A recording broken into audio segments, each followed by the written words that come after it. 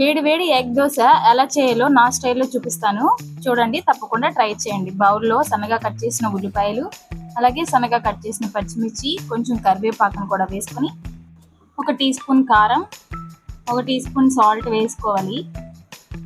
దీనిలోకి 2 గుడ్లను అయితే పగలగొట్టి వేసుకోవాలి.